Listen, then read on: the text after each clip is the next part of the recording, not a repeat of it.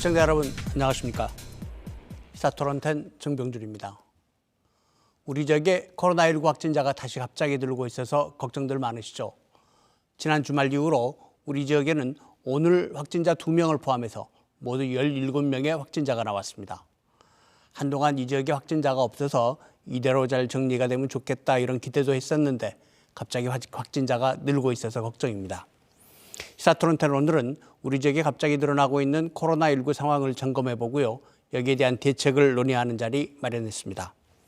오늘 토론 함께 해주실 분들 소개해 드리겠습니다. 송상락 전라남도 행정부지사 나오셨습니다. 안녕하십니까? 안녕하십니까? 광주시 감염병 관리지원단장 맡고 계신 조선대의대 예방의학교실 유소연 교수 나오셨습니다. 안녕하세요. 안녕하십니까? KBS 보도국의 하선아 기자 함께하고 있습니다. 안녕하십니까? 하 기자, 광주에서만 오늘만 확진자가 2분입니다. 50대 여성, 70대 여성 이렇게 2분이 확진자라고 발표가 됐는데 먼저 이분들 상황부터 좀 확인하고 들어가 보죠. 네, 그렇습니다. 말씀하신 것처럼 오늘 하루에만 광주에서 2명의 코로나19 추가 확진자가 발생했는데요. 우선 광주의 45번째 확진자입니다. 광주 북구 중흥동에 거주하는 70대 여성이고요. 이 병원에서 입원해 있는 상태에서 폐렴 소견이 나와 검사를 받아봤더니 양성 판정을 받았습니다. 이 확진자의 경우 지난 22일부터 24일까지 이 배를 이용해서 제주도에 여행을 다녀온 적이 있는 것으로 확인이 됐고요. 광주시는 이 확진자가 입원했던 병원 1개층을 폐쇄하고 현재 방역 조치에 들어간 상태입니다. 또 다른 확진자는 광주의 46번째 확진자인데요. 광주 북구 오치동에 거주하는 50대 한국인 여성입니다. 이 확진자의 경우 지난 일요일부터 약간의 코로나19 의심 증상을 보여왔었는데요. 광주 동구 돈명동의 한 노인 요양시설에서 요양보호사로 일하고 있는 것으로 전해졌고 지난 26일부터 28일 사이에 요양시설에 계속 출근을 해왔던 것으로 확인이 되고 있습니다. 아직 오늘 추가로 발생한 2명의 확진자 모두 이 광늑사와 관련이 있는지는 아직 그 연관성은 확인이 되지 않고 있습니다. 네. 한 분은 제주도 여행을 다녀오셨고 또 한 분은 요양시설에서 일하시는 분이고 더 확진자들이 전파가 되지 않았을까 걱정이 좀 되긴 하는데요. 그러니까 이 얘기를 차근차근 좀 나눠보도록 하겠습니다. 부지사님, 네. 지금 광주 전남 지역에 최근에 17명이거든요. 확진자가. 네. 전라남도 상황은 어떻습니까? 예, 전남에도 지난 3월 30일 이후 거의 석 달 동안 청정 지역으로 이렇게 유지를 하다가 지난 주말에 지역 감염자 3명이 발생을 했습니다. 먼저 60대 여성분이었는데요. 이분이 이제 먼저 확진이 되었고 그래서 이제 가까이 있는 가족들을 먼저 조사를 하는 과정에 남편과 손자가 이렇게 이제 확진 판정을 받았습니다. 그리고 다른 가족 4분은 모두 음성이 나왔고요. 그래서 저희들은 이제 그동안 오랫동안 청정 지역을 유지를 해왔는데 더 이상 감염은 막아야 되겠다 이런 생각을 가지고 접촉자들에 대한 이 조사를 즉시 이제 시작을 했습니다. 그래서 지금까지 총 직접 접촉자 그러니까 가족들 접촉자가 286명 이분들을 조사를 했는데 284명이 모두 음성으로 나왔습니다. 그래서 이분들에 대한 그 여러 가지 조치는 이제 이미 마무리를 지었고요. 그다음에 이제 학생이 한 사람 있어서 그 부분에 대해서 저희들이 좀 준비를 좀 하고 있었습니다. 네, 그러니까 아까 말씀하신 최초 확진자의 손자라고 하는 중학교 1학년 학생이죠. 예. 그래서 이제 학교 당국에서도 걱정들이 좀 많을 텐데 특히 학생들 조치 어떻게 하고 계십니까? 그렇습니다. 그래서 이 학생이 이제 확진을 받았기 때문에 등교를 하고 있는 과정에 학생이 또 다른 전파자가 되면 큰일이다 싶어서 당시 이제 6월 28일 일요일이었습니다. 일요일 날 아침에 도지사님, 그다음에 교육감님, 그리고 관련 시군의 군수 또는 이제 시장님들이 모여서 대책을 논의를 했었고요. 그래서 즉시 교육청에서는 등교를 중단을 시키고 이번 주말까지 우선 원격 수업으로 전환을 했습니다. 그리고 이제 이 학생이 학교가 아닌 학원이나 이제 운동 학원을 다녔었는데 여기에서 접촉을 했었던 학생들의 학교들 그래서 이 학교가 총 13개의 학교였는데 여기도 이제 내일까지 우선 등교를 중지시키고 원격 수업을 하기로 이렇게 전환을 했습니다. 그리고 이제 이 확진자가 다녔던 중학교 이 학생들과 교직원 총 558명이었는데 그래서 일요일부터 오늘까지 전수 검사를 했습니다. 다행히 전수 음성으로 나와서 아마 금주까지만 원격 수업으로 진행하고 다음 주부터는 등교가 가능하지 않을까 이렇게 예상을 하고 있습니다. 13개 학교에서 500여 명을 검사했는데 대부분 다 음성으로 나왔다. 참 다행한 소식이긴 합니다. 또 광주 얘기를 좀 더 다시 해봐야 될 것 같습니다. 유 교수님, 광주에서 지난 토요일 날 34번째 확진자가 나온 이후에 오늘까지 14분 확진자가 그렇게 나왔는데요. 광주 상황 지금 어떻습니까? 상당히 급하게 돌아갈 것 같아요.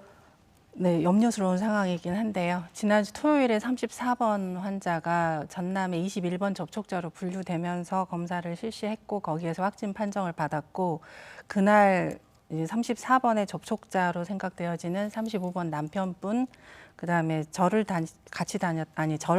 방문한 절의 스님과 그다음에 지인으로 알려져 있는 37번까지의 확진이 이루어졌습니다. 그리고 그 이후로 이제 스님을 매개로 해서 환자들이 생기고 또 37번을 매개로 해서 환자들이 생기고 그다음에 오늘 이제 46번째까지 이루어진 상태입니다. 그렇군요. 하 기자, 자꾸 이거 확진자가 늘어나서 걱정인데 지금 우리나라에서 확진자가 생긴 게 1월 달이니까 한 5개월 됐는데 그 5개월 동안 지역에서 이렇게 우리 지역에서 무더기 환자가 생긴 건 처음이죠? 네, 거의 처음 있는 일인 것 같고요. 신천지 신도들 가운데 이제 다수 발생한 적은 있지만 이렇게 나흘 동안에 17명의 확진자가 발생한 것은 처음 있는 일입니다. 특히 전남 지역에서는 지난 3월 이후로는 지역사회 감염자가 없었고요. 광주에서도 지난 20일 전북 전주의 확진자와 접촉해서 확진된 사례가 있기는 했지만 한동안 지역사회 감염자는 없었습니다. 그동안에는 전국적으로 주로 수도권에서 교회와 방문 업체 등을 중심으로 이 집단 감염 여파가 계속 지속이 되었고 광주 전남에서는 해외 유입 사례만 꾸준히 나오고 있는 상황이었습니다. 광주 전남 지역에서 이렇게 광범위하게 감염자가 나오는 것은 사실상 지난 2월 신천지 관련 무더기 감염 이후에 처음 있는 일인데요. 특히 광주 전남 지역 감염자 대부분이 이 광주 동구의 광늑사를 중심으로 발생하고 있습니다. 또 어제 발생한 신규 확진자 2명의 경우 이 광주의 37번째 확진자와 광주의 동구의 한 오피스텔에서 접촉을 했고요. 이 확진자 가운데 44번째 확진자의 경우 이 목포 신안의 한 수협 건물에서 열린 다단계 업체 설명회에 참석한 것으로 확인이 되면서 지역사회 감염이 훨씬 더 광범위하게 퍼지지는 않을까 우려가 되는 상황입니다.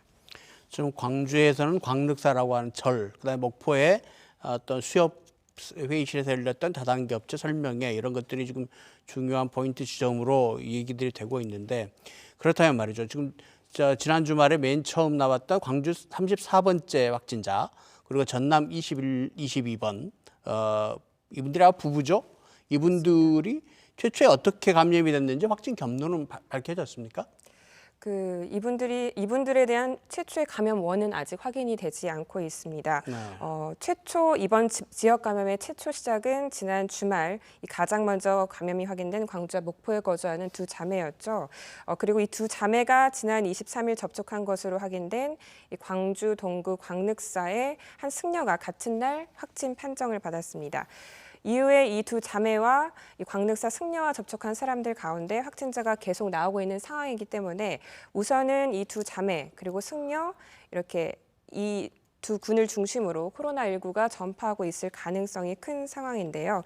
그런데 어제까지만 해도 이 동구 광늑사를 중심으로 한 전파 가능성이 높았는데 오늘 새로운 변수가 하나 생긴 겁니다. 어제 광주에서 발생한 43번째 확진자와 44번째 확진자 이 사람들의 확진자 동선을 살펴봤더니 지난 25일에 광주 동구에 있는 한 오피스텔에서 광주의 37번째 확진자와 접촉한 사실이 확인이 된 겁니다. 이 37번째 확진자의 경우 지난 25일은 그냥 산책만 했다 이렇게 최초엔 진술을 했는데 구체적으로 추가적으로 계속 조사를 해봤더니 추가로 확인이 된 거죠. 특히 광주 44번째 확진자는 앞서 말씀드린 것처럼 목포 신안군에 있는 한 그 다단계 업체 행사에도 참석한 것으로 확인이 됐는데요. 이 광주시는 현재 동구의 광늑사를 중심으로 한 전파뿐만 아니라 이 다른 지역으로부터의 감염 유입 가능성까지 열어놓고 역학 조사를 조사를 진행을 하고 있습니다. 일단 현장에서는 이 광주 동구 오피스텔 같은 경우에는 방문 판매업체 장소였다라는 얘기도 있는데 확실한 것은 더 조사를 해봐야 될 것 같고요. 광주시는 일단 감염원을 찾기 위해서 이 오피스텔 사무실의 운영 성격과 또 신안군 행사의 성격을 파악하는 데 시급하다고 보고 경찰과 함께 관련 조사를 하고 있는 것으로 전해지고 있습니다. 경찰도 같이 협력하기 시작했군요. 예. 유 교수님, 지금 가장 급한 게 이분들이 어떻게 해서 감염되는지 이걸 밝혀내야 되는 거 아니겠습니까? 지금 거기에 대한 역학조사 뭐 이런 걸 진행을 하고 있나요? 어떻게 되고 있습니까? 네, 지금 조사를 하고 있는 상황입니다. 일단은 이제 증상으로 보면 34번이 가장 먼저 발생을 했었기 때문에 거기에서부터 이제 키를 잡아서 34번, 35번, 36번, 37번의 연결고리가 있는데요. 그래서 그거 하나, 그다음에 36번에서부터 시작해서 41번까지 이루어지는 강력사의 코드. 근데 아마도 39번 이후의 환자들은 36번이신 스님하고 연결이 된 고리로 거기에서 감염이 시작된 걸로 파악을 하고 있고요. 그다음에 37번은 이제 34번하고의 접점이 있고, 그다음에 37번에 의해서 39번 아니 43번과 44번에 접점이 있습니다.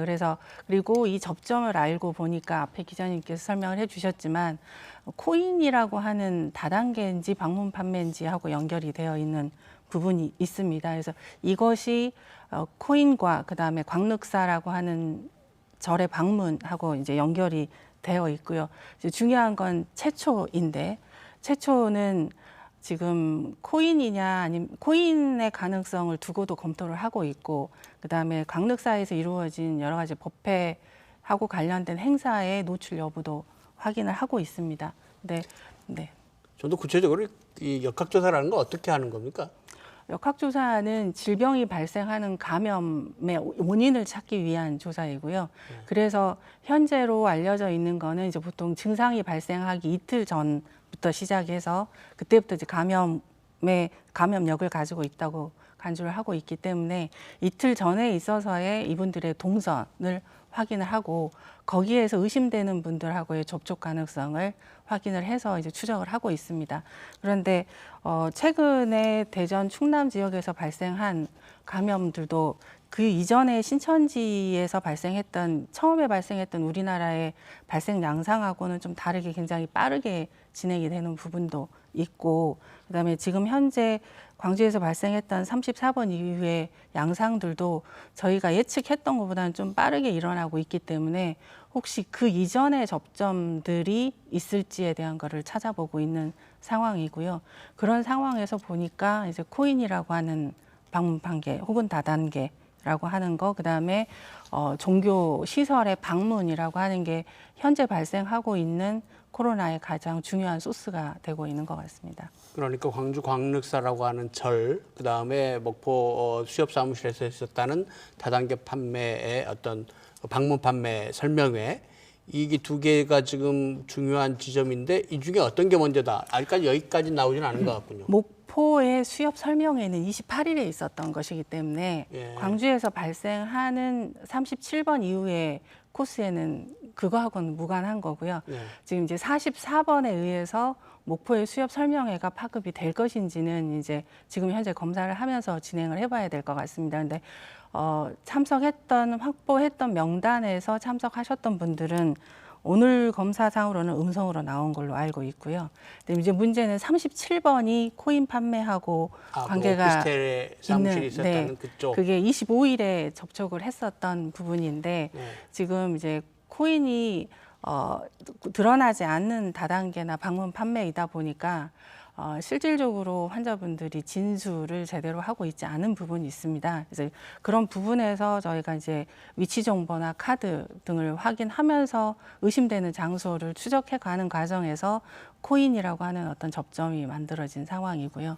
지금 그쪽 분들이 기대만큼 이렇게 역학조사에 협조가 잘 안 되나요? 처음에 일단은 모든 환자분들의 반응 자체가 감염이 확인되면 본인이 왜 감염이 됐는지를 알 수가 없기 때문에 일단 부정을 하십니다. 부정을 하시고 그 부분에 이제 여러 가지 것들을 설명을 하면서 하나씩 꺼내놓기 시작하고 있는 상황입니다. 그런데 아마도 그 다단계 사업이라고 하는 부분이 지금 현재 알려져 있지 않다 보니까 드러나서는 안 되는 부분도 있지 않느냐. 이제 그런 부분에서 진술 확보가 좀 쉽지는 않은 상황인 것 같습니다. 초창기에 대구에서의 신천지 교회 때문에 상당히 조사에도 어려움이 있었고 방역도 어려움이 있었고 했었는데 조금 걸리시는 대목들이 있다 하더라도 이 지역사회 방역을 협조한다는 차원에서 좀 적극적으로 조사에 임해 주시기를 그렇게 당부를 좀 드리고 싶습니다.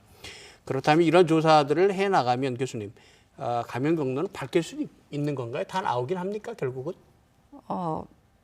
나오도록 해야 된다고 생각을 하고요. 지금 현재 34번부터 시작하는 감염 경로는 어느 정도 추정을 할 수 있을 거라고 생각하고 있습니다. 근데 이제 최근에 어제부터 발생하셨던 42번하고 그다음에 오늘 발생하신 45번, 46번은 아직은 감염원보다는 이분들이 접촉하신 분에 대한 추가 확산에 대한 거를 염려를 해야 되기 때문에 그 접촉자에 대한 확인과 조치를 취하는 게 우선이고요. 동시에 이제 감염원을 찾는 조사는 이루어지고 있는 상태입니다. 네. 지금 감염 경로를 계속 찾고 있는데 그 과정에서 이제 걱정스러운 게 뭐냐면 이 무증상 전파라고 하는 거, 내가 감염이 됐는지도 안 됐는지도 모르는 상태에서 전파가 이루어지고 있다 이런 게 걱정스러운데 그런 걱정 많이 해야 되는 겁니까? 지금 다 나타나고 있는 상황이 어떻습니까? 무증상에서도 코로나19는 감염이 될 수 있다라고 하는 게 알려져 있는 상황이기 때문에 그럴 가능성은 존재합니다. 그런데 확인되지 않은 상황에서 그걸 걱정하고 있을 수만은 없는 것이고요. 일단은 발견된 환자들을 대상으로 해서 그분들이 무증상이었다고 할지라도 확인이 된 경우에는 그분들의 접촉자를 중심으로 해서 확인하는 과정을 거쳐가기 때문에 그런 부분이 있고 혹시 뭐 대중교통을 이용했거나 아니면 다수가 노출되는 장소에 참여하셨을 경우에 그 부분에 대한 동선을 공개하고 있습니다. 그래서 그 동선에 접촉이 되셨던 분들은 신고를 하시도록 알려주시도록 문자를 보내고 있기 때문에 그런 부분에 대해서 적극적으로 협조를 해주시면 아마도 확진자를 좀 더 빨리 찾아낼 수 있거나 아니면 미리 준비를 하는 과정에서 예방을 할 수 있지 않을까라고 생각을 합니다. 네. 하 기자, 현장에서 취재하다 보면 이 무증상 전파에 대한 걱정 내지는 대응 좀 어떻게 되고 있나요? 네, 일단 이번 광주와 전남에서 지금 발생한 그 확진자들 같은 경우에 지금 앞서 언급됐듯이 전혀 감염을 알 수 없는 상태거든요.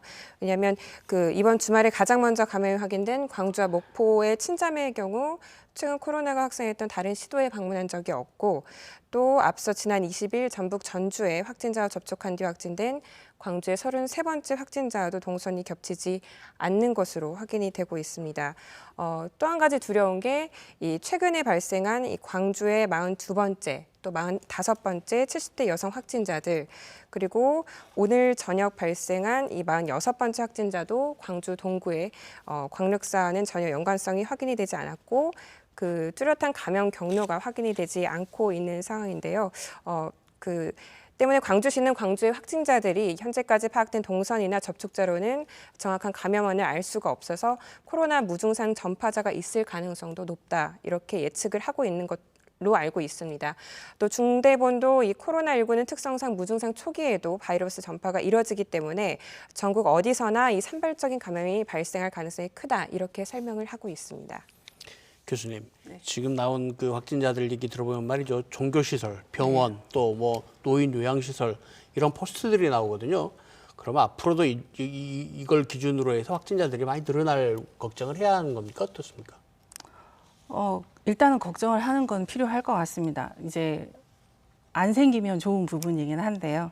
확진자가 계속 나올 수 있는 가능성은 높기 때문에 앞서 말씀드렸던 대로 발생한 확진자에 대해서 그들에 대한 접촉자를 확인하고 질병의 확산 여부에 대한 부분을 막으려고 하는 노력을 진행하고 있고 그다음에 아직은 그러니까 어제 오늘 발생한 환자들이기 때문에 그분들의 감염 소스에 대한 부분들은 일정을 앞으로 확정해 가면서 확인을 할 거거든요. 거기에서 밝혀진 감염원 부분은 이제 밝혀지는 대로 알려드릴 거고 그런 부분에 대한 거는 이제 추후에 피하거나 할 수도 있지 않을까라고 생각을 하고 있습니다. 부시사님, 예. 전남에서는 어떻습니까? 확진자들이 지금 번져가는 상황인 것 같은데 확진자들의 동선, 예. 접촉자, 예. 아까 뭐 학교만 해도 13개, 500여 명 검사하셨다 이러셨는데 다른 분들에 대한 파악들도 다 진행이 되고 있습니까? 예, 그렇습니다. 이제 전남의 21번부터 23번 여기에 대한 접촉자들은 사실은 거의 다 파악이 되었고 검사까지 이제 나와서 음성으로 이렇게 확정이 되어 있는 이런 상황입니다. 그런데 이제 더 좀 걱정을 해야 되는 부분이 광주 전남은 같은 생활권이고 그다음에 이제 광주의 41번, 43번, 44번 45, 6번은 아직 제가 여기 들어올 때 그 동선을 확인을 못했습니다만은 적어도 이 세 분은 그리고 이제 34, 5번 그래서 5분은 광주에서 전남을 수시로 이렇게 오가면서 여러 가지 활동을 하셨기 때문에 이분들이 이제 접촉한 이 접촉자들을 찾아내서 이제 진단을 하는 것이 저희들로서는 가장 중요하고 또 이 더 이상의 확산을 막기 위한 이런 중요한 일로 보고 이제 계속 찾아내서 진단을 하고 있는 중입니다. 현재까지 그 저희들이 의뢰를 했었던 검사 결과는 대부분 음성으로 나왔습니다만은 이것은 보이지 않고 냄새도 나지 않는 이런 바이러스와의 전쟁이거든요. 그래서 저희들은 마지막까지 접촉자를 확인을 해서 하여튼 최선의 어떤 노력을 끝까지 좀 다해서 접촉자들에 대해서는 끝까지 확인을 할 예정입니다. 지방자치 당국도 충분히 노력을 하셔야겠지만 시민들도 지금 내가 혹시 그 이상 증상이 있다 또는 무슨 그동안 확진자하고 접촉이 의심이 된다 이런 분들도 있을 수 있단 말이죠. 그렇습니다. 이런 분들 어떻게 해야 되는지 안내하는 차원에서 좀 얘기를 해주시죠. 이런 분들한테 어떤 조치가 필요합니까? 그렇습니다. 지금 각 자치단체에 보면은 자치단체의 홈페이지 가장 전면에 이 확진자들의 이동 동선이 나와 있습니다. 이 이동 동선 시간과 동선이 겹치는 분들은 지역 보건소에 전화를 먼저 하셔서 어떻게 검사를 받는지에 대한 안내를 받으시기를 부탁을 드리고요. 여기에 이제 그 일상의 그 매뉴얼이 있는데 전남도에서는 접촉 우려가 있는 사람들까지도 검사를 해주고 있습니다. 그래서 혹시 걱정되는 이동 동선이 겹치는지에 대한 그래서 걱정이 되신 분들도 마찬가지로 보건소에 연락을 하셔서 안내에 따라서 선별 진료소를 방문을 하시면은 거기서 진단 검사를 받을 수가 있습니다. 그래서 더 이상 이 우리 지역에서 코로나 바이러스 확산을 막기 위해서는 좀 의심되는 부분에 대해서는 적극적으로 검사를 받기를 권고를 해드립니다. 네. 부시사님 방금 말씀하신 대로 스스로 좀 확진자하고 접촉을 했다는 생각이 들거나 아니면 증상이 의심스러우신 분들은 좀 적극적으로 보건당국하고 상의해 주셨으면 좋겠습니다. 지금까지 상황은 그렇고요. 이제 조치 상황들을 조금 또 얘기를 해봐야 될 것 같은데 지금 포스트가 몇 군데 문제가 되는 데가 있지 않습니까? 이제 광륵사, 그 다음에 그 방판들이 방문 판매가 모였다고 하는 오피스텔, 그 다음에 목포의 그 수협 사무실 이런 문제되는 지점들이 있는데 하나씩 어떻게 되는지 좀 확인을 좀 해보겠습니다. 먼저 하 기자, 이 광륵사라고 하는 절 지금 어떤 조치들이 되어 있습니까? 네, 광주시는 이 직간 접촉으로 확진자가 12명이나 나온 이 광륵사 사찰에 대해서 다음 달 13일까지 우선 시설 폐쇄와 집합 금지 행정 명령을 내린 상태입니다. 한편 정부는 내일부터 이 코로나19 고위험군 시설로 지정한 12개 업종에 대해서 QR코드 전자출입 시스템 설치 및 이 출입 명부 의무화 계도 기간을 오늘까지 끝내고요. 내일부터 단속에 들어갑니다. 정부가 지정한 고위험군 시설은 이 노래 연습장과 유흥주점, 실내 집단, 운동시설 등 모두 12개 업종인데요. 여기에 광주는 광주의 33번째 확진자가 PC방에서 다수 수백 명의 사람들과 접촉했던 사실 때문에 12개 고위험군 시설 말고도 PC방까지 한 개 더 이 고위험군 시설로 포함을 시켰습니다. 내일부터 이 해당 시설들에서 만약에 QR코드를 시스템을 도입하지 않거나 명부를 작성하지 않을 경우 또 시설 관리자뿐만 아니라 이용자들도 방역수칙을 지키지 않을 경우에는 최대 벌금 300만 원에 처해질 수가 있습니다. 하지만 현실적으로 그 행정에서도 현장 단속을 매일 하는 게 불가능하다라는 그런 어려움이 있고요. 사람들의 만남을 막을 수 없다는 이런 한계점이 있는데요. 한편 정부는 소모임을 통해서 집단 감염이 계속 이어질 경우에 이 강제적으로 모임을 금지할 수도 있다라는 가능성을 오늘 발표에서 내비치기도 했습니다. 한동안 광주 전남 지역에서 확진자가 나오지 않았기 때문에 실제 취재진이 현장 취재를 가보면 마스크를 제대로 착용하지 않는다는가 뭐 이렇게 두고 오고 굉장히 좀 거리 두기가 많이 느슨해졌다, 개인 방역이 느슨해졌다라는 거를 느낄 수가 있었는데요.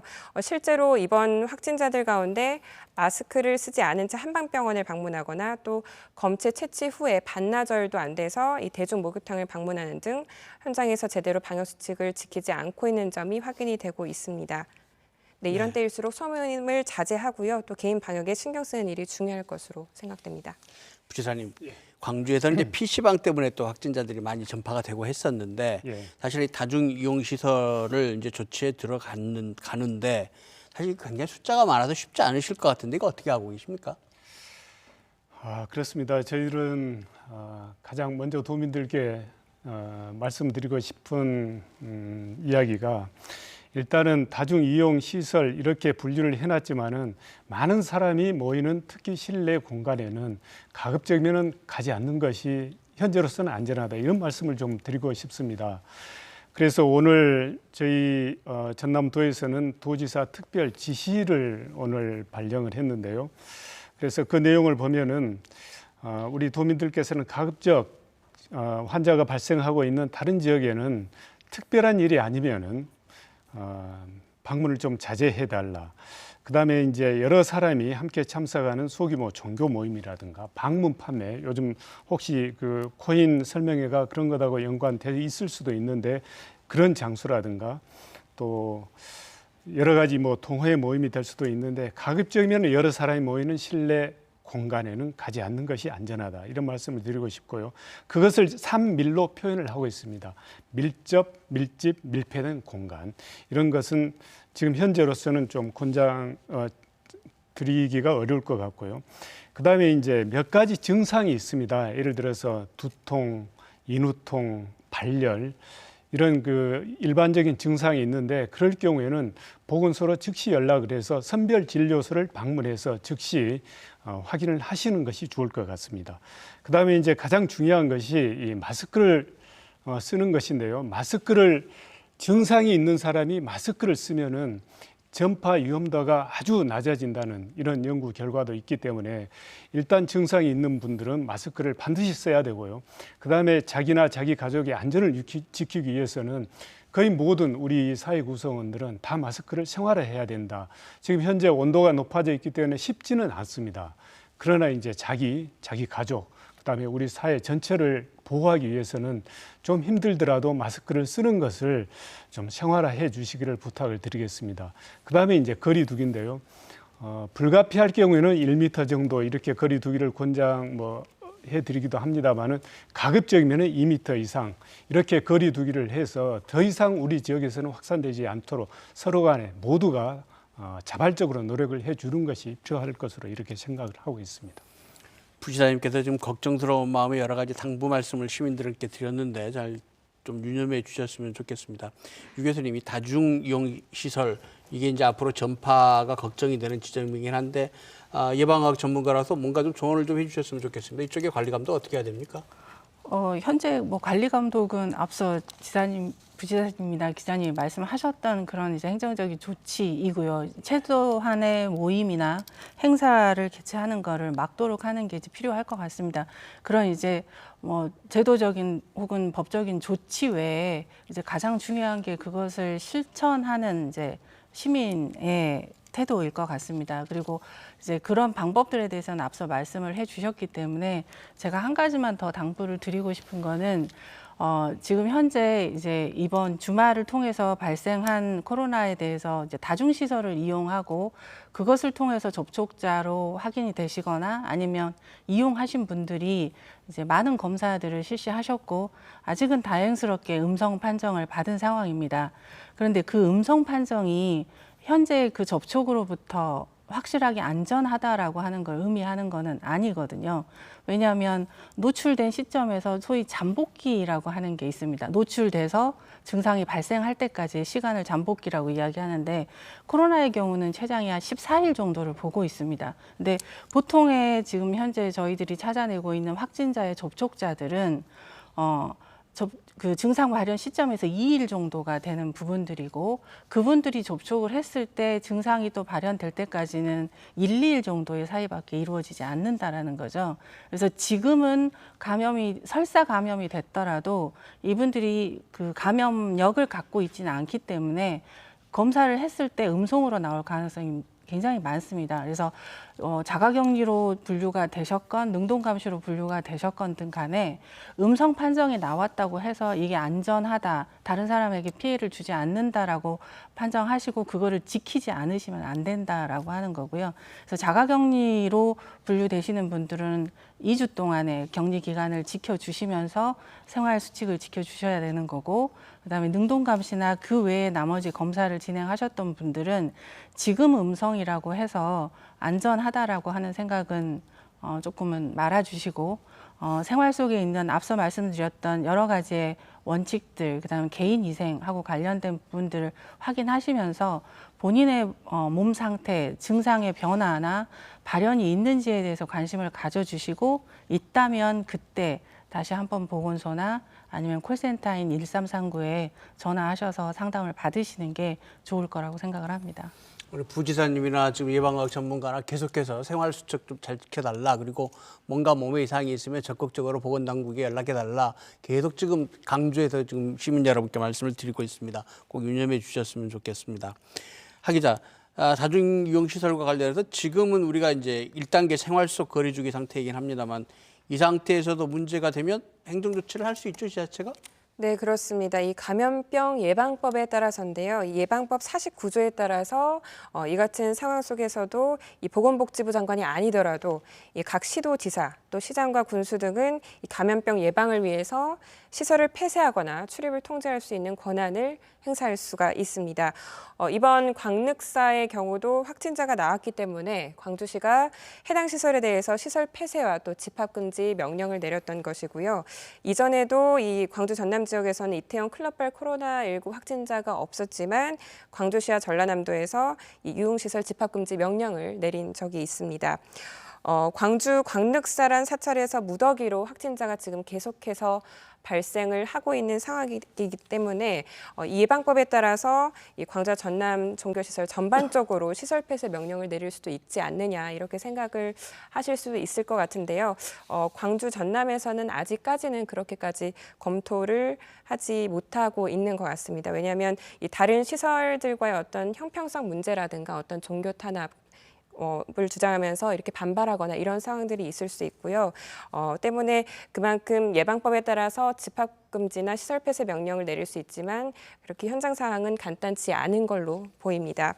때문에 광주시와 전라남도는 이 종교 시설이나 다중이용 시설들에 대해서 계속해서 이제 계도 과정을 거치겠다 이렇게 얘기를 하고 있습니다. 네.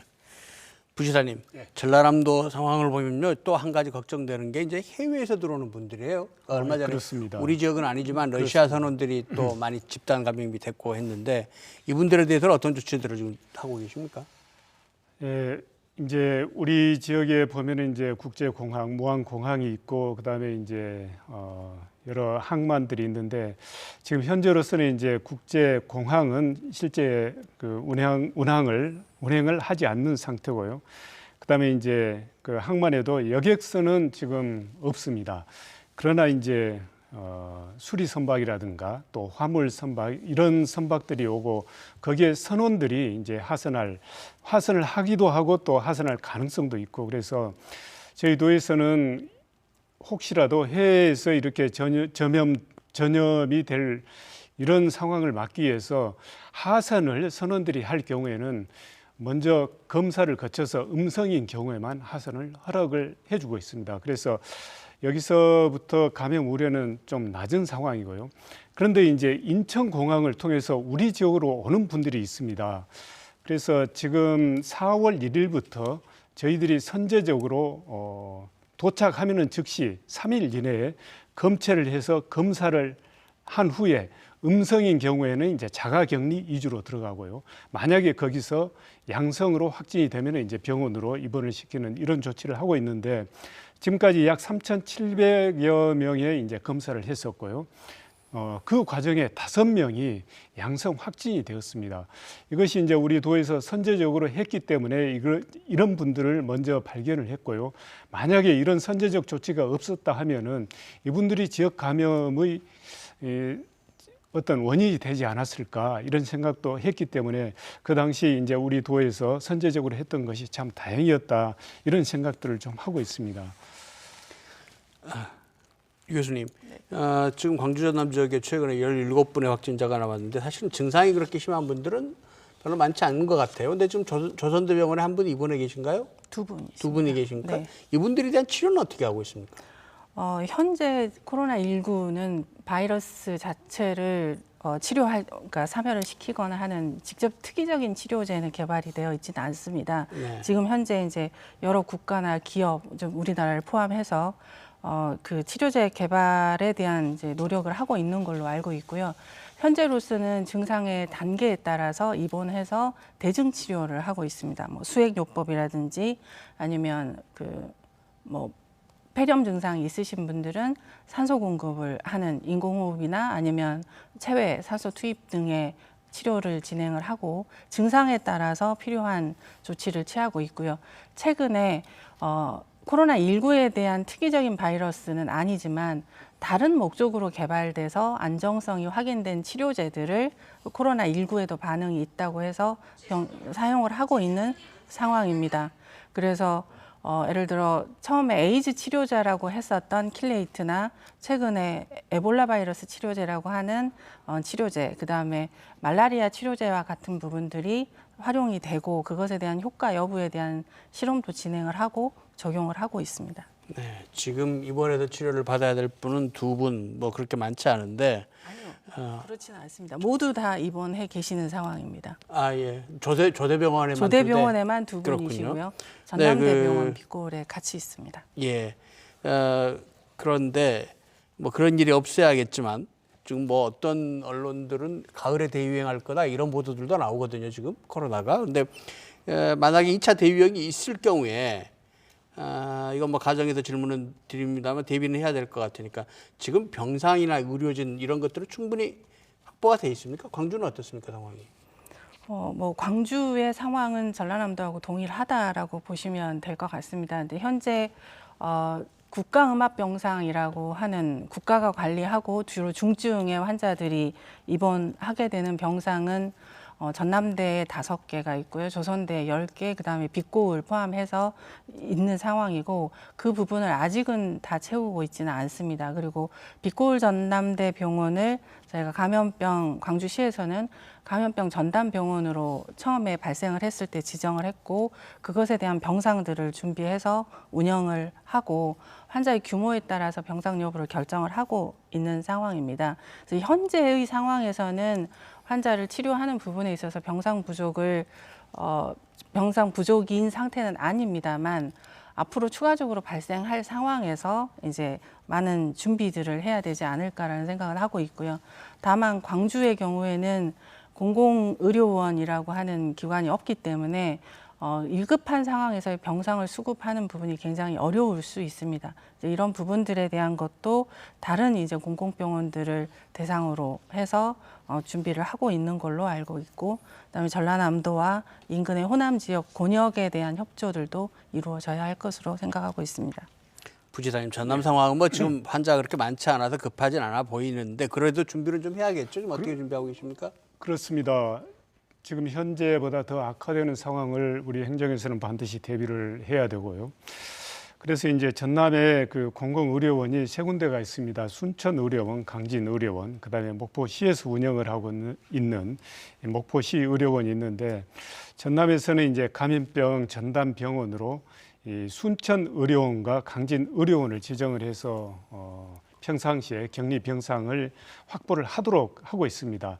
평상시에는 55병상을 반드시 이제 확보를 하도록 하고 있고요. 그래서 현재까지는 이런 정도로 감당이 가능합니다.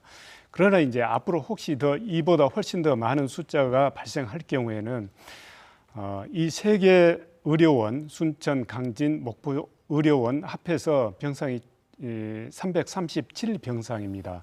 그래서 이 단계별로 1단계, 2단계, 3단계, 4단계까지 이제 저희들이 구분을 해서 운영을 하면서 이제 지금보다 훨씬 더 상황이 악화될 것에 대비해서 이제 지금 현재 대비를 하고 있는 상황이고요. 이제 환자 중에 무증상 또는 경증 환자들이 좀 있습니다. 이런 경우에는 이제 병상에 입원을 해서 하는 것보다는 지금 수도권 지역에서 운영을 하고 있는 것처럼 생활치료센터를 지정을 해서 거기에서 일상적인 이런 관리 치료 이렇게 하면은 지금 혹시라도 더 위급한 환자가 발생했을 경우 그 병원에 입원할 수 있는 여력을 확보를 할 수 있기 때문에 생활치료센터를 저희들은 지금 3개를 지정을 해서 대비를 하고 있습니다. 그래서 더 이상 이런 상황이 악화되는 것은 막아야 되겠지만은 그런 상황도 대비하고 있다 하는 것은 좀 아시는 것도 좋겠습니다. 네, 하 기자. 지금 이제 이런 생활치료 시설이라든가 그다음에 증상이 특별히 나타나지 않는 분들 이런 분들은 대개 자가격리 2주 이렇게 하고 이제 또 일상활동을 할 수 있도록 이렇게 하잖아요. 근데 그동안의 그 확진자들 상황을 보면은 2주 뒤에 다시 양성이 되는 경우도 있고 그렇거든요. 지금 자가격리 2주 가지고 안심할 수 있습니까? 상황이 어떻습니까? 네, 그러니까 광주에서도 그 일부 확진자들 가운데 이게 음성이었다가 다시 양성 판정을 받은 사례들이 있는데요.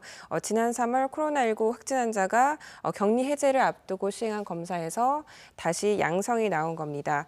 당시 광주시 민관합동대책위는 이 회복기에는 바이러스가 3주 안에는 사라지지만 그렇지 않은 환자도 있을 수 있다 이렇게 판단을 했었는데요. 다행히 이때 당시에 그 두 확진자 이후로는 다시 음성에서 다시 양성 판정을 받은 사례들은 확인되지 않고 있습니다. 아, 그래요? 네, 전남의 다행이네요. 경우 2주간의 자가격리 후에는 음성 판정을 받고서 이 격리가 해제가 되더라도 특히 밀접 접촉자였거나 이 바이러스 양이 많이 검출되는 확진자에 대해서는 격리 해제 후에도 하루에 2차례씩 이 상태를 묻는 능동 감시를 계속해서 일주일 정도 하고 있는 것으로 알고 있고요. 이 광주시의 경우에는 2주 자가격리 후 음성이면 별도의 능동 감시는 하지 않고 있습니다. 다만 증상이 있는 경우에는 반드시 선별 진료소를 찾아가서 이 전파를 막는 것만이 최선이다 이렇게 강조를 하고 있습니다. 부시사님, 전라남도 입장에서 이 코로나19 방역을 좀 철저히 준비하고 계신데 내일이면 7월이거든요. 예, 그렇습니다. 피서철이 시작입니다. 전라남도가 아마 많은 분들이 찾아올 가능성도 있는데 이 부분은 어떻게 대책 세우고 계세요? 그렇습니다. 아마 이제 금년에 해외 여행은 어려울 것으로 보고요. 네. 그래서 이제 우리 국내에서는 그동안 거의 3달 동안 청정 지역을 유지해온 우리 전남 지역에 특히 해수욕장이나 이런 섬 지역으로 많이 오지 않을까 이렇게 예상은 하고 있습니다. 그만큼 이제 우리 지역의 경우 조금 더 긴장감을 가지고 이제 방역 대책을 더 철저하게 시행을 해야 된다는 저희들 뭐 이런 준비를 할 수밖에 없는 상황이고요.